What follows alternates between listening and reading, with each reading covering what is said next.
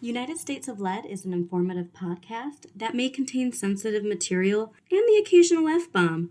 Listener discretion is advised.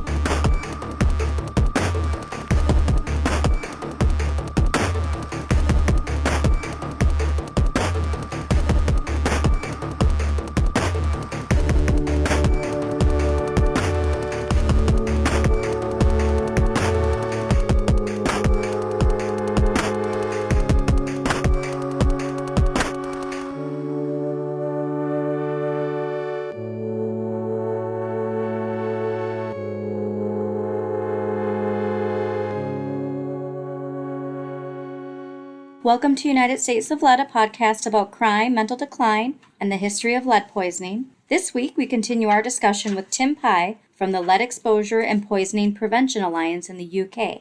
Don't forget to check out the sources linked in this week's episode description to learn more about the topics discussed in part 2 of our interview.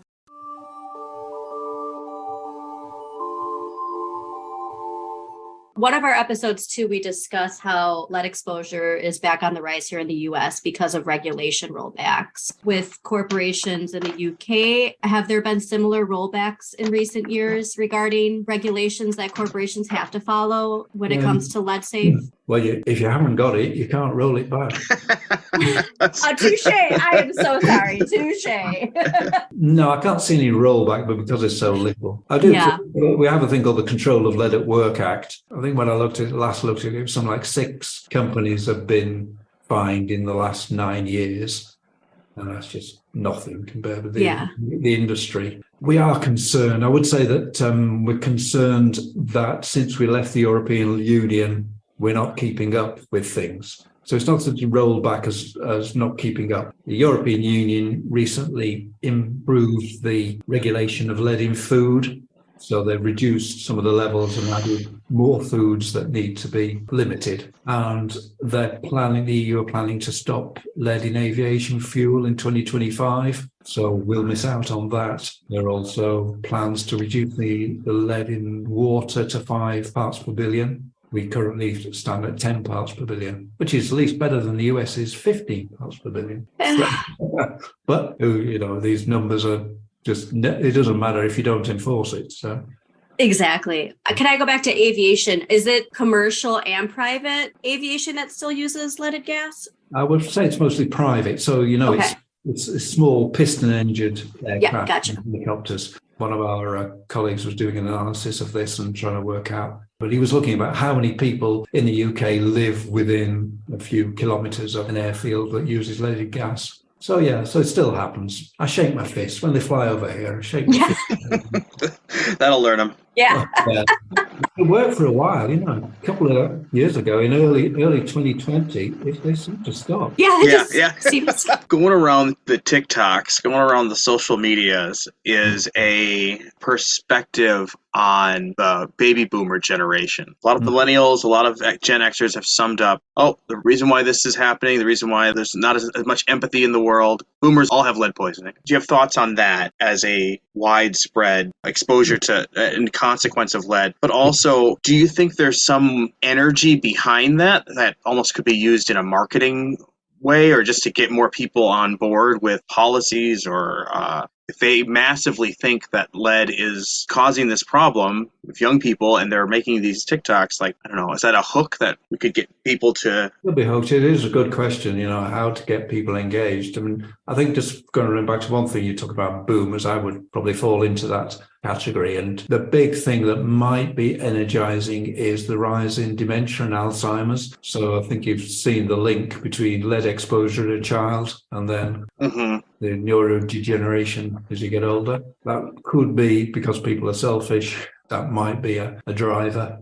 In terms of what happens at least in the UK, we don't get people denying the problem, really. I say it's denial. People tend to say, oh, yes, politicians, policy leaders will say, yeah, there's a problem, but it's not my job. It's somebody else's job. And so therefore they don't take it on board. But I would be interested in your ideas about how we can get policy changes, because I've been trying for 5 years and sort of keep fishing and keep trying things, but really nothing really lands home. We've talked to people in government and did a press release, paid for a press release. There was one journal picked it up and there was no coming back from that. Nothing picked it up. We've had newspaper articles, things like this, but nothing really seems to go viral. That's as far as I've been interested in your ideas about how do you light the fire. I just feel like there is a fire there. I appreciate the mining from my perspective, but all I know is that from time to time I'll have a good conversation with, I run into some young people, and it's so incredible how introverted they tend to be now. They just have so much weighing on them. They have been robbed of a lot of experiences, as expressive as certainly we were and as connected as we were, especially in the last few years. So all that being said, when I have brought up this, I don't want to call it a conspiracy theory, but this theory, let's just call it a hypothesis of lead exposure in older people, every time that's brought up, they're just so matter of fact about it. They all seem to really stand behind this notion of like, oh yeah, sure, it was lead. Yeah, that's why the government, it's run by people with lead poisoning. Well, that's the frustration though, is because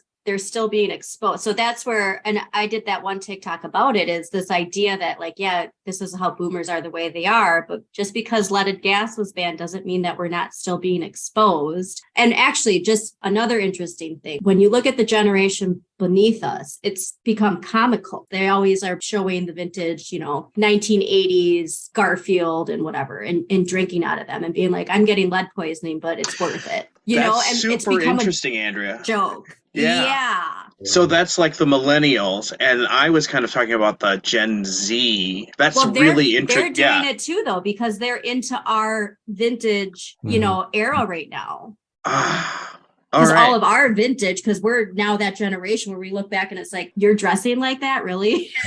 Yeah, retro. Yes, we've become retro. I see those Twitters where I'm just like, or those tweets. See, I sound old, I just said that. But I see those Twitters all the time. Oh, yeah. But they make a joke my of daughters, and I say, well, why do you have your own music? You're listening to Paul Simon and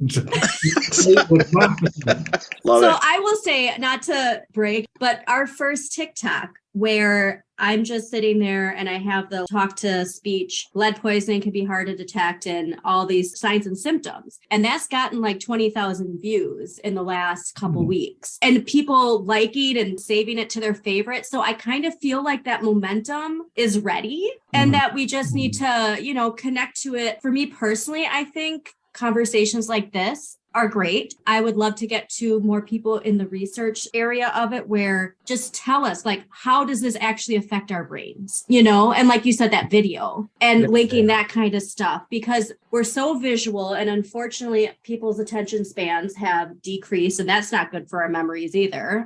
But, just little bits and then link them to a longer video or something, because it does just feel like, boomer. And that was the boomer generation. It's like, you can go to Target and get a thermos and put your hot coffee in it and there's lead on it. And it just has to have that, little stamp on it. Yeah, probably on the outside, isn't it? They seal the bottoms up with them. That's what Tamara Rubin's been campaigning. Yes. So, yeah. It's just... Yeah, I mean, that shouldn't be happening. And it's just laziness in the supply chain. They're just not checking what the manufacturer is doing and just accepting it. That's what happens in the UK. We have trading standards, but they're vastly under-resourced and just can't check enough things. So you end up with like fidget spinners with lead in them and things like that, just because there's nobody checking it. Okay, now I have one of those for my daughter, and there's... I gotta go look at it now, because like right when you said it, I'm like... Okay, well, check Tamara's website. She's got a whole thing about that. So does she? Okay.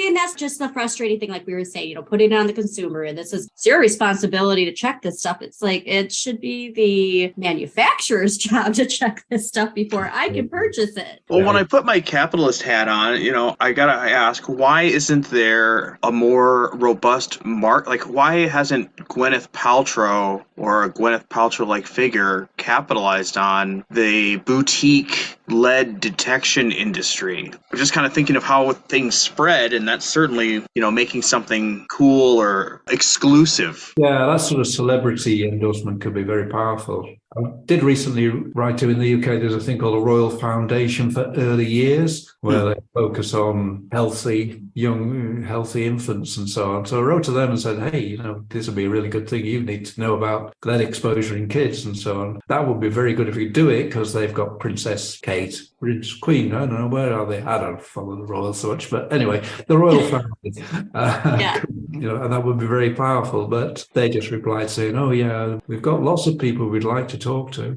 Maybe something comes of it. But that's, getting that sort of attention, that populist level would be very powerful, but it is difficult to get attention amongst all the other things.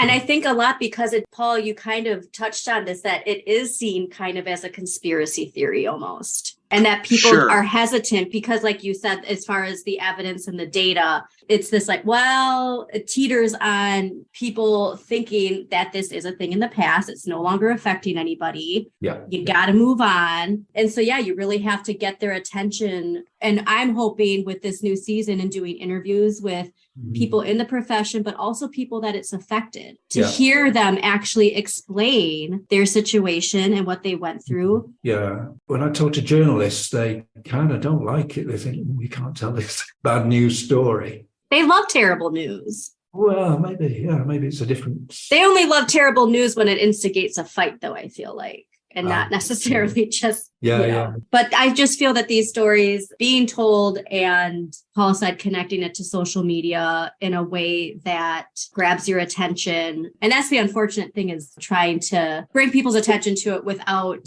I think we said, be careful. I see the two sides of it. There's another Facebook quote. It's about basically support for OCD on contamination. If you tell people your house is full of poison, some people get really anxious and get very bad states. You heard of one woman who would bath a baby because she thought it was lead in the water. Wow. So you have to not just spread fear. You've got to have a solution there as well. So you've got to say, and this is what you can do about it. Especially in the UK, I'm concerned if we were successful in making lots of people scared, and half the population are living in houses that have got lead in them. And you don't have a solution for them. It's just, And there's no services, so they can go to their health protection teams and they won't be there to be able to come and help. So you've got a big dilemma. Do you raise the awareness and then the services will come along, but they won't be there soon enough for you to try and build up the services and then raise awareness? But that won't happen. Exactly. Well, that actually brought to my attention too, because to make it less the vibe of a conspiracy theory and like lead is everywhere. Yes, it's everywhere. But how are the ways that it's actually going to affect you? Because we know lead in water, like putting your hands in it, it doesn't absorb through your skin. But if you drink it, it's going to, so things like that, where we can put it in context of these are the ways to navigate around it. Yeah, well, I can send you links to some of the things I've written for the lead group. Living with lead, one is about dealing with the fear, and the other one is how to fix things. They say about anxiety, it's face it, fix it, forget it.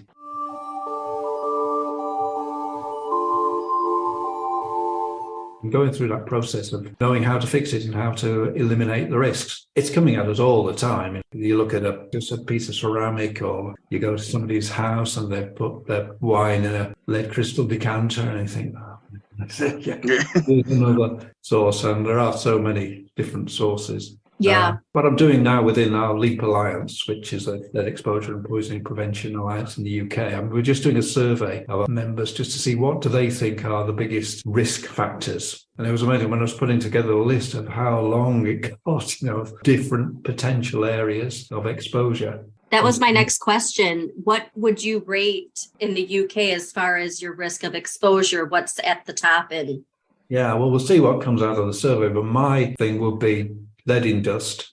There's a little survey going on. Actually, it operates in the UK as well. In the US, have you seen the, I think it's called the Dust 360? Basically, where people can send in their vacuum cleaner dust and you get an analysis and they tell you how much lead, cadmium, various things in your dust. Then there's a map. If you search for Map My Environment, you'll see a map. We've obviously done a lot of work in Indianapolis because there's a lot of data there. I think New York as well. Where are you based? I'm Wisconsin. Oh, okay. And I'm Paul's in in Minnesota. Oh, With the okay. upper Midwest. Yeah, I did some work in Wisconsin for a while. Milwaukee is one of the biggest. Yeah. Oh, yeah. Yeah, unfortunately. Yeah, I was working in Racine. Oh, yeah. I'm near the Madison area, but when we lived just outside of Milwaukee, the place we were at that was just recently renovated, that's where the lead dust was. And in Minneapolis, there was lead in the place that we lived in, but it was an old factory. So, and these are just things we don't think about because you're told it's a thing in the past. Yeah. You might get risk of it, but yeah, whatever. It's not a big deal. Just ignore it. That's right. Yeah, we've never seen it. Yeah, so yeah. Mm-hmm. Yeah. And it's that attitude of, I've never had any harm. Ignorance is a big problem. Yeah. Lead should mean legislation, education, and decontamination. I love that. What was your acronym for lead again? Can you remind me what that was? I got two. Okay. For tradesmen, it's laziness, excuses, apathy, and denial. For politicians, it's lame excuses and denial. That sums it up. So I don't really kind of favor looking at conspiracy. I think there have been obviously examples of how lead using industries promoted lead products in the past. But it's kind of, we've all benefited in a way.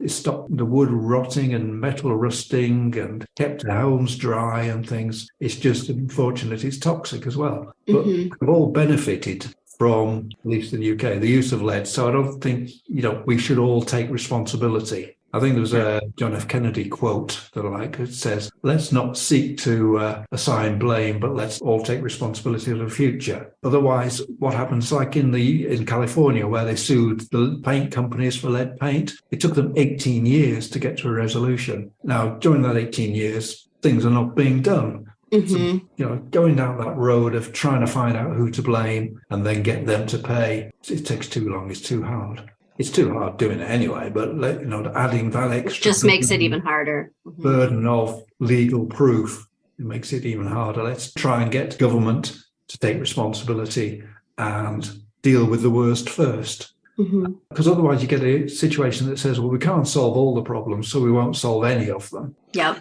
Right. Go for the worst first. And that's where we are. There's a project going I'm involved with called ECLIPSE, which I love the acronym, which stands for the Elevated Childhood Lead Interagency Prevalence Study, where we're going to try and measure how many children in the UK have lead exposure, because we haven't done any research for 27 years was the last time there was any research. At that time, 27% of toddlers had above 5 micrograms per deciliter. Wow. Now, what's changed since then? Well, we've stopped using lead in gas, but we'd already reduced it quite a lot by that time. Nothing's changed. So, so how would those numbers be going down? Yeah. What we're going to find. And going back to that Dust 360, the data we've got from the UK so far shows 11% of the samples have got lead in dust that's sufficient to give children more than 5 micrograms per deciliter. Well, that's what I was just going to say is with, these home renovation shows and this DIY culture. That has been on the rise since for the last, 20 years, that has been on the rise. And how much people just, rip out a window and replace it, or they hire somebody and they just assume that those people know how to follow the proper protocol. Yeah. Well, just anecdotally, these windows here, when they were replaced, basically the fitters just came in with circular saws and just sawed through the old wood, which was thickly covered with lead paint, just sprayed themselves. I saw one guy take the just sheets into his van and shake them inside the van. And I go, what the heck? There was another company that wanted some work done. I asked them, what do they do about lead paint? Do you follow the regulations? And what regulations? I told them what the regulations are. And they basically came back and said, we don't want to do the work. Yeah. When they realized what they were supposed to be doing. So, frustrating. So enforcement and compliance is very poor. Yeah, we need regulations. Things no, need to be regulated. in the UK, I'd say we have sufficient regulations, but we don't have Yes. insufficient compliance and enforcement. So having regulations does nothing if you don't follow them. But there will be people who will follow them if they're told about them.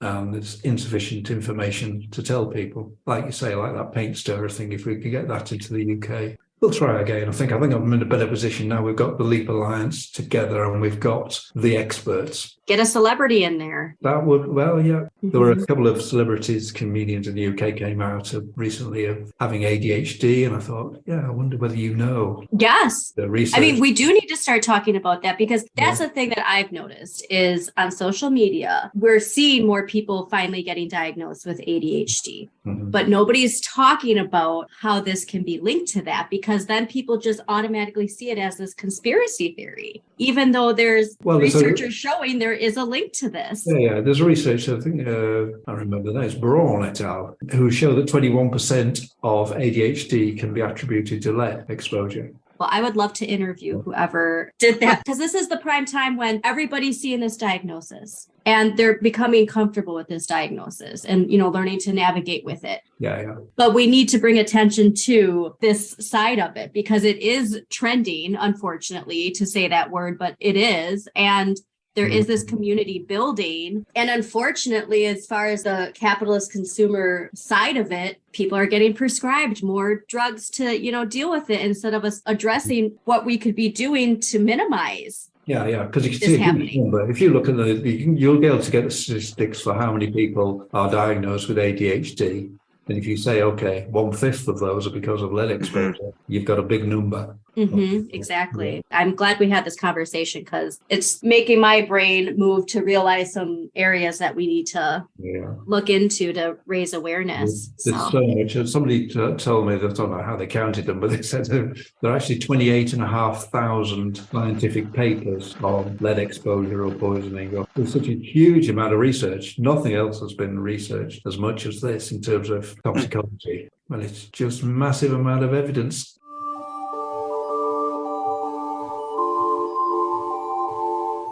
That's all the time we have for this week's episode. Tune in next week for the third and final installment of our interview with Tim Pye and learn more about the Lead Exposure and Poisoning Prevention Alliance by heading to leapalliance.org.uk. And again, that will be linked in the episode description for this week's episode. Thanks for tuning in, and we will talk to you all next week. Thanks, everybody. Thank you for tuning in to United States of Lead, hosted by Andrea Elizabeth and Paul Kramer. Just a quick disclaimer, Andrea and Paul are not experts in lead poisoning. We do ask that you check our sources and read up a little bit more on your own. Thanks again for listening.